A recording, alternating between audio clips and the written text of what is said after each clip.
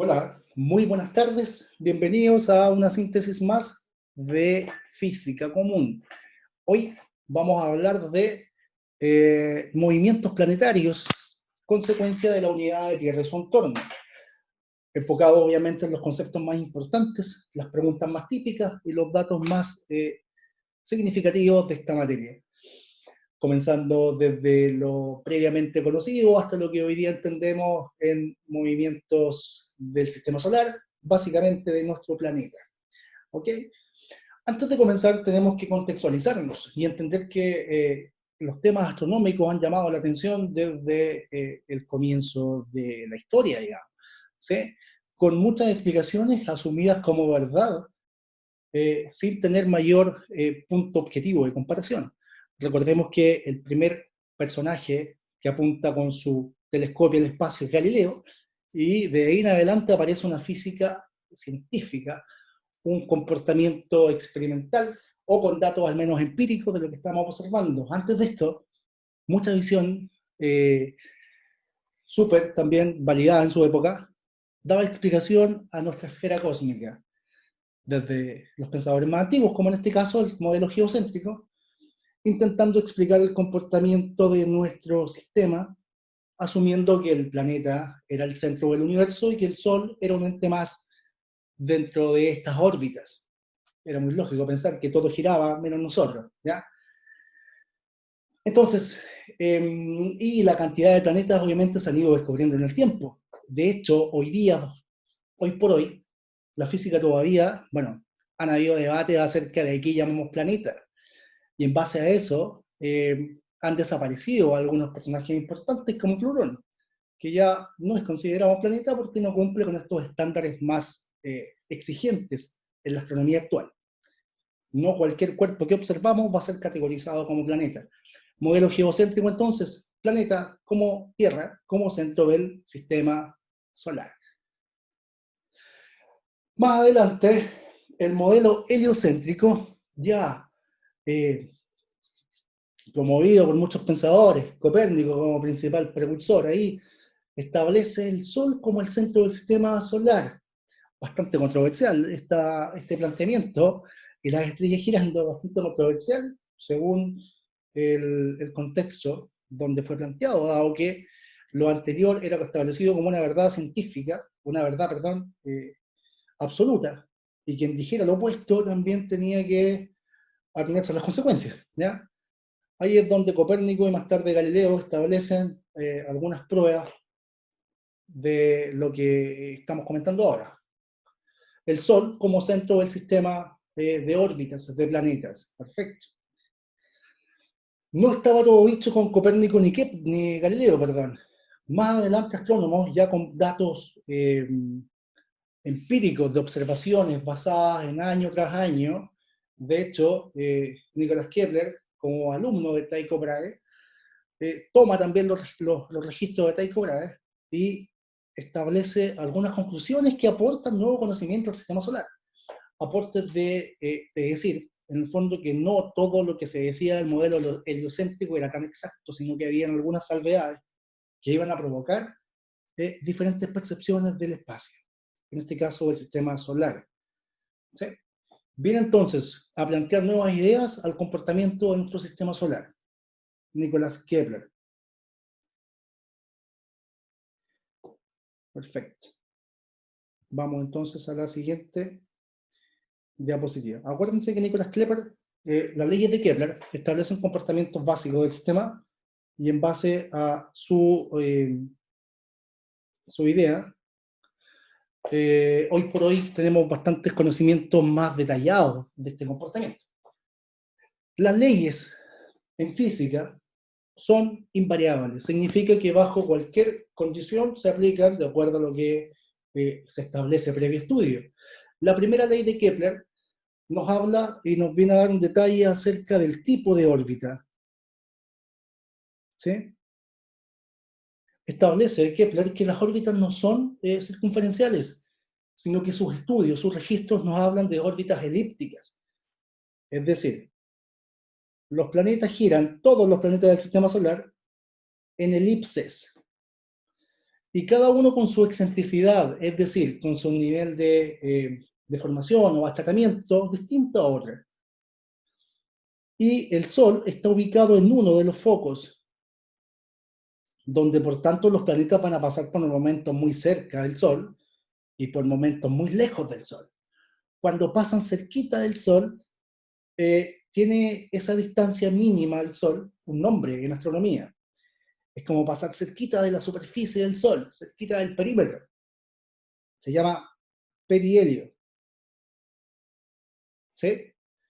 Y cuando estamos bien lejos del Sol, el lugar más alejado tiene como nombre afelio. Bien cerca y bien lejos. Esto es muy significativo para algunos planetas. Pero ojo, si bien la primera ley de Kepler establece que todos los planetas tienen órbitas elípticas, el planeta Tierra es el que tiene la elipse menos pronunciada. Por tanto, podemos establecer que este esquema no es tan notorio para nuestro planeta y que básicamente digo, porque si bien es una elipse, pero tiene muy poca excentricidad, las distancias al Sol son bastante similares. ¿Sí? De hecho, se establece una constante. El planeta Tierra tiene una órbita casi circunferencial, pero sigue siendo elíptica, pero con mucha menos pronunciación que las demás órbitas de los planetas. Cuidado con ese detalle. ¿Ya? No asumir que el planeta está en verano cuando está más cerca del Sol o en invierno cuando está más lejos. Tiene que ver con las distancias, pero con el ángulo de inclinación. Recuerden que estas distancias son prácticamente similares y en astronomía se conoce como una constante. Unidad astronómica, distancia desde la Tierra al Sol. Bien, la primera ley de Kepler establece: todos los planetas orbitan alrededor del Sol formando elipses. La circunferencia, sí, es un caso especial de ella. De hecho, cuando hablamos de elipse, circunferencia, parábola, hipérbola, estamos hablando de figuras cónicas que tienen una armonía matemática importante de estudiar, con el Sol ubicado en uno de los focos. ¿De acuerdo? Primera ley, ley conceptual, acuerdo al tipo de órbita. No es circunferencial, sino que es elíptica. Ojo con ese detalle. Segunda ley de Kepler. La segunda ley de Kepler tiene que ver con, comillas, las velocidades, para recordar. Acuérdense que la primera ley de Kepler establece el tipo de órbita, ese dato es importante. La segunda, velocidades. Entendiendo que los efectos gravitacionales son importantes, Kepler se dio cuenta que cuando los planetas están más cerca del Sol, se mueven con más velocidad que cuando están más lejos del Sol. ¿Sí? Esta es la conclusión básica de la segunda ley de Kepler. A menor distancia del Sol, más velocidad. A mayor distancia, menos velocidad. Pero para explicar esto y que el mundo científico lo entendiera, dice, en lapsos iguales se barren áreas iguales. Significa que estas dos áreas son iguales, ¿de acuerdo? Porque si yo tengo una longitud una longitud de arco grande y un radio pequeño, es lo mismo que un radio grande y una longitud de arco pequeña. Entonces, para explicar que se mueven con distinta velocidad, Kepler dice que para ir del punto 1, ese punto, al punto 2, se toma el mismo tiempo que de ir del punto 3 al punto 4, por ejemplo. ¿Sí? En otras palabras, lo que estamos diciendo acá es que a menor distancia al Sol, yo tengo mayor velocidad. Hablamos de los planetas, ¿verdad? A menor distancia al Sol, más velocidad, consecuencia gravitacional directa, y además explicada por esta frase. En lapsos de tiempo iguales, los planetas cubren áreas iguales. La tercera ley de Kepler también tiene una lógica de los datos que él investigó. Es decir, simplemente el tipo Kepler en este caso establece que a mayor distancia al Sol, los planetas, tardan más tiempo en dar una vuelta. Significa que si yo tengo otro planeta a una distancia mayor, lógicamente va a tardar más tiempo en dar una vuelta.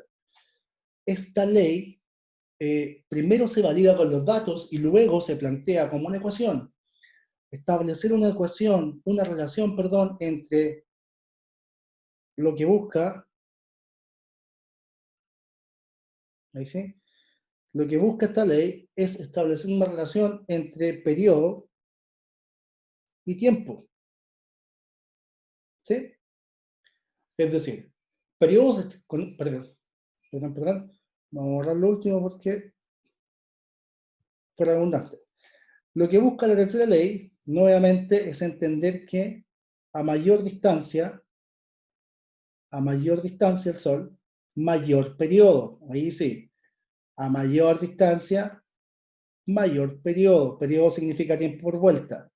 Por tanto, lo que relaciona es lo que acabo de decir. El periodo de giro, con la distancia al Sol. Kepler establece que debe haber una relación para todos los planetas del sistema solar en donde a mayor periodo también se produzca mayor distancia y que eso me dé finalmente una constante. Las pruebas y los ensayos con los distintos planetas de esa época y hoy por hoy aplicable a todos los planetas del sistema solar establece que la única opción de que me dé una constante es elevar al cuadrado el periodo al cuadrado partido por la distancia al Sol al cubo. Si hago esta ecuación con cualquiera de los planetas del sistema solar, obtengo una misma constante K.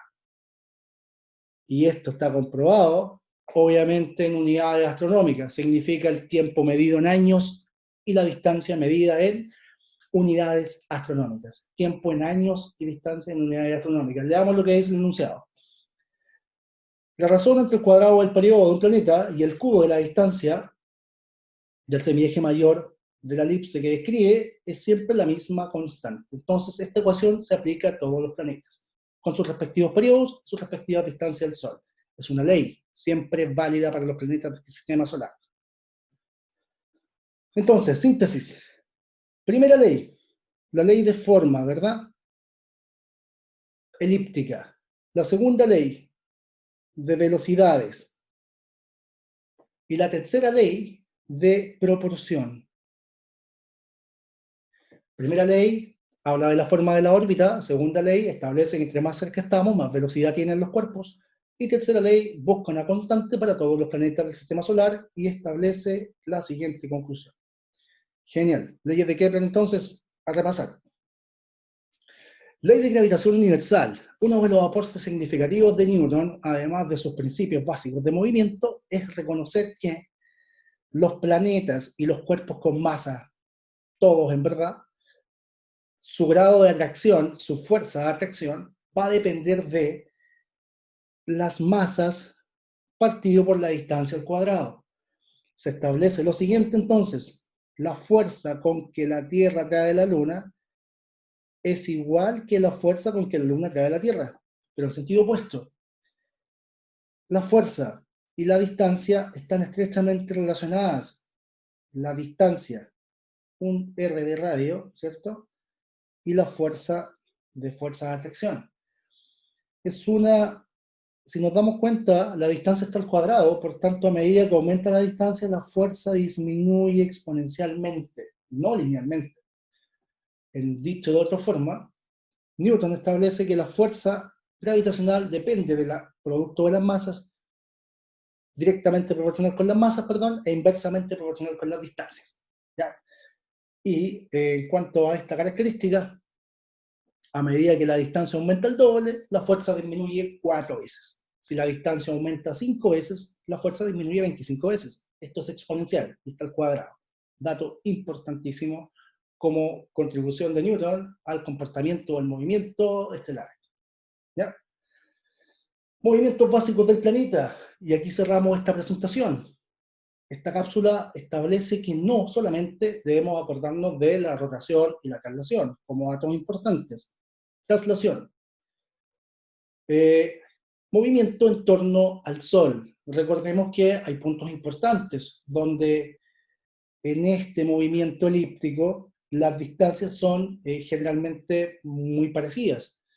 Sin embargo, la inclinación del planeta va a otorgar distintas épocas del año, considerando el impacto en el hemisferio norte y el impacto solar en el hemisferio sur, por este ángulo de inclinación del planeta de giro, ¿verdad? Entonces, generalmente uno de los dos hemisferios recibe mayor radiación solar en distintas épocas del año y ahí esta traslación va a provocar también el paso de las estaciones que todos conocemos. Rotación. El movimiento en torno a su propio eje, dato súper importante por reconocer que el grado de inclinación, perdón, otra vez hay que considerarlo, y consigo los siguientes dos movimientos que muchas veces pasan desapercibidos. Rotación, ¿verdad?, en torno al Sol. Perdón, traslación en torno al Sol. Rotación en torno a su eje.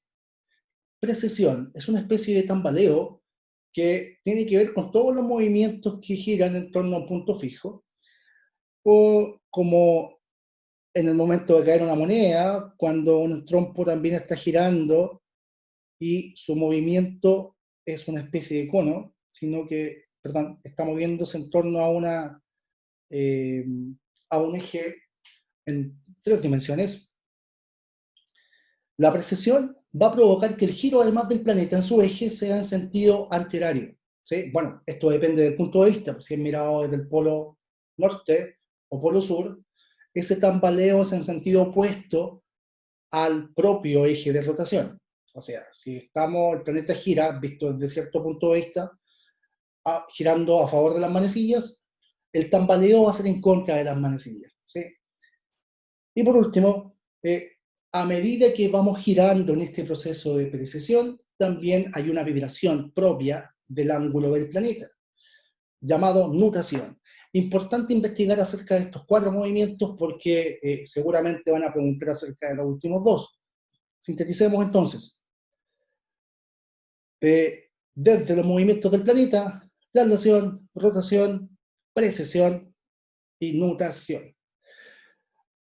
La síntesis de esta cápsula establece el observar el sistema solar con bastantes conocimientos nuevos, desde la antigua postura geocéntrica, pasando por lo heliocéntrico, las contribuciones de Kepler, Newton, y los 4 movimientos que debemos de considerar. Bien, lo dejamos hasta acá. Cuídense. Nos vemos en una siguiente cápsula informativa.